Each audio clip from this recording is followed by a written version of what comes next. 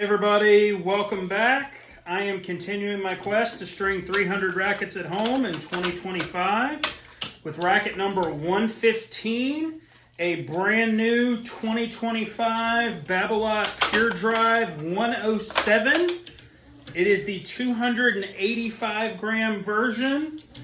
I am stringing it with Solinco HyperG 16 Lite, which is a 125. At 53 pounds per the client request. This same client has done tons of rackets with me over the years. And typically she is using my kind of, I don't know exactly how to phrase this other than call it the senior citizen spin hybrid. It's usually a 20 gauge Torbite main with an 18 gauge or a 16 gauge rather Technofiber NRG cross at whatever tension they desire. That way they get the playability characteristics of the polyester, but they also get the softness from the NRG.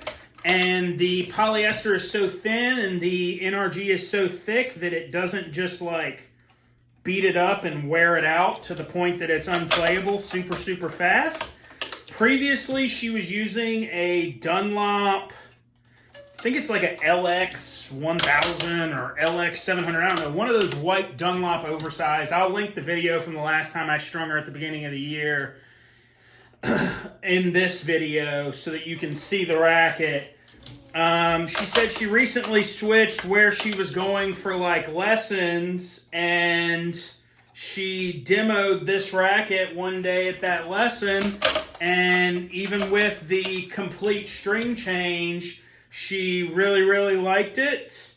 So, but she wanted to get it restrung, so that's what she came back to me today for, was to get it restrung.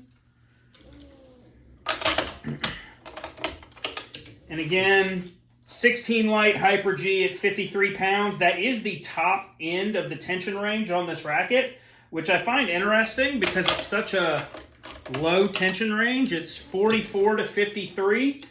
She said she kind of discovered with these strings that she likes the more firm feel that she's getting out of the much thicker full bed of polyester than what she was getting out of the hybrid before, which, like I told her, everybody's body reacts differently.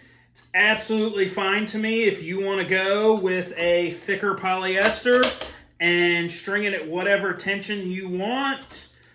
But if it hurts you, you have to understand that we're going to have to make some changes so that you can continue to play in the future and still play your best game.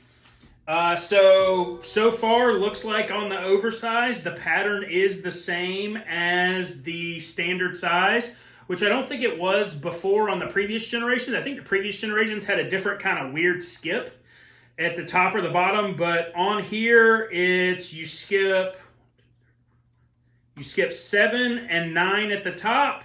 You also skip 7 and 9 at the bottom, and you tie off your mains on 8 at the bottom.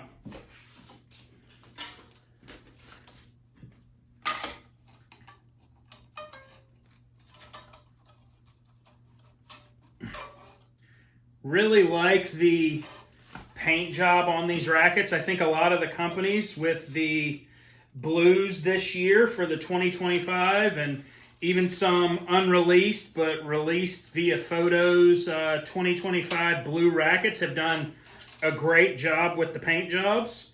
This is the Babolat, and then in some of my other videos you may have seen the 2025 E-Zone paint jobs, and there's been some, I don't want to call them leaked pictures necessarily, but kind of leaked pictures of the new Wilson Ultra line that's going to come out, I would think, by US Open. Based on the fact that Tennis Warehouse is playtesting those with people right now, and you seem to be getting more stuff popping up on like Instagram that's more North American rather than just like European. So I would suspect those will be out before the end of the year. But really nice blue paint jobs. Something I would like to have seen on this one in particular, though, that I don't even think they do on the 100 version, but on the 98, it's got some pops of red, and that red looks great against the blue, with it being just little bits of the grommet barrels and a couple little pops like on the throat of the racket in the paint there. And consequently, realistically, what a lot of people don't realize when they're looking at rackets, I would categorize almost all of those blue rackets as really the same style of racket. They're all a power-friendly, beginner all the way up to advanced level type racket, whether it's a Pure Drive, an E-Zone 100, an Ultra 100, or even a Head Instinct that doesn't get nearly the love as the other ones, even though it is the full value proposition on the technology. And like Head has their full technology that's being used in every other racket line is in the Instinct racket line, but the racket line itself is much, much cheaper than any of their other top tier lines, with most of the companies approaching $300 for their top tier lines. If I remember right, the Instinct line is like 170s, 180s. Hadn't checked in a little while because I'm not an Instinct guy. I'm an Extreme guy if I'm playing head rackets. But that's certainly an option if you're looking for a more budget-friendly kind of Pure Drive or Ultra 100 or E-Zone 100. Obviously, they'll have their differences. They'll have their different visual appeals. They'll all feel a little different because they're different manufacturers. But ultimately, they all fall in kind of the same line of type of player they're trying to appeal to and what the racket does well. So skips at 7 and 9 on your mains, tying off at 8 at the throat on your mains. For your crosses, tying off at, looks like, number 6 at the top. That is a main. If you were to have like a gut hybrid and you wanted to tie off on a cross, you could tie off on your second cross over here, but you'd have to open that hole up before that. I also have a video on my String Tip Tuesdays playlist that'll show you how to open holes for things like that, where you've got to create a tie-off hole to make sure you're tying gut to gut or poly to poly, or even just, you know, opening a hole on a newer racket to make it easier to tie off. Remember when I first got into college tennis in, I don't know, 2013, Pure Drives were everywhere. They were kind of rampant. Pure Drives and BLX blades, the gold and black ones. And the Pure Drives at that time were that black with like some chrome and some blue and some red lettering. At least the Racket versions, which were supposed to be a little stiffer and maybe a little heavier. I don't really remember for sure, but I do remember that they were supposed to be a little stiffer. Those were incredibly popular in college tennis. I mean, a lot of men's and women's players playing those rackets at the time. And that trajectory's kind of shifted. I would say you look around college tennis now, the blade is still sort of everywhere, but then you also run into a lot of the Aero 98s. For a while there, kind of filling the gap before the Aero 98 really caught traction in the last couple years, was the regular yellow Babolat, the Aero 100, particularly from like, maybe, was it 2015, they did the directional version, and you had to string it directionally or the crosses would stay outside the racket. Kind of from that time until really the last couple years with the 98 becoming kind of the dominant racket in college tennis, to the point that when I strung the SEC tournament at South Carolina this year, stringing for Auburn, every single player on the team, all like 9 or 10 guys, whatever it was, except for one, were playing the new Aero 98. All of them except for one.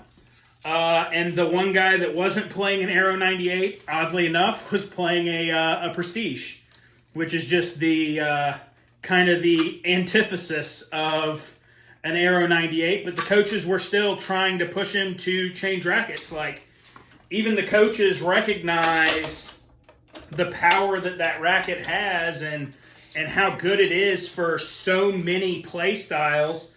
Obviously, you have Alcaraz endorsing it, and I don't know what the exact layup of his racket is, but the last time I strung it a couple years ago, it was definitely an Aero 98 mold.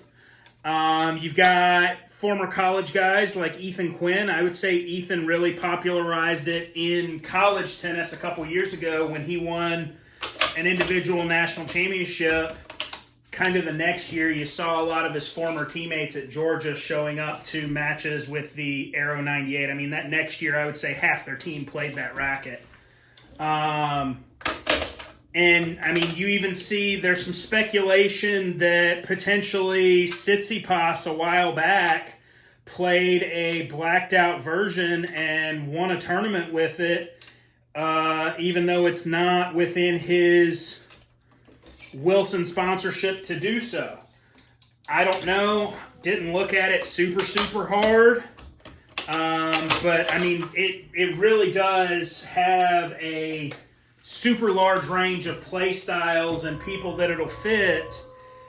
And if you're a intermediate to advanced level player especially, the Aero 98 specifically is incredibly popular and kind of taken over the throne from the Aero 100 and prior to that, the Pure Drive. Babolat kind of ruled college tennis for quite a while, and now we're on to kind of college tennis. And I mean, even pros, if you look around, you've got a lot of Yonex popping up. I'd have to really sit and think about it, but I would say that about half of the South Carolina men's team played a Yonex racket last year, and at least the same percentage of the women's team.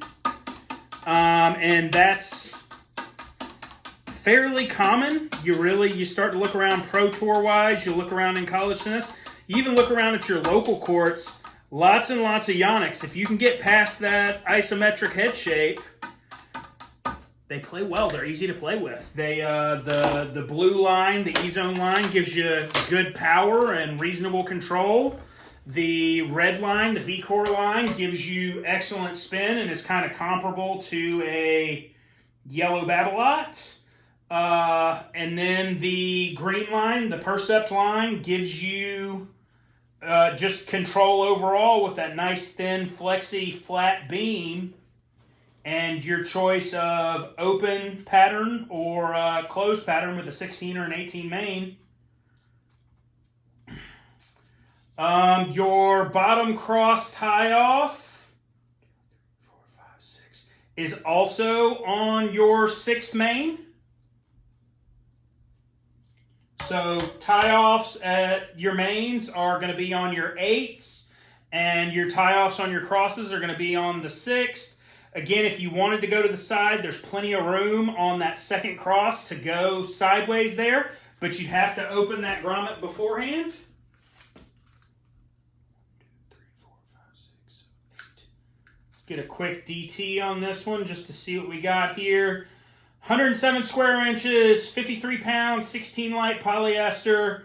We're at a 34, which, according to the Wheel of Wonder, it's kind of right where we want to be because it says 54 pounds, at a 106 to 115 square inch head. If you liked what you saw today, please like the video. Please share with your friends. Subscribe to the page so you'll see more videos like this. I hope if you were here to get the pattern on the racket and see it strung in its entirety, that helped you out. If you'd like to help me out on my quest to string 300 rackets, please find my Facebook info in the description.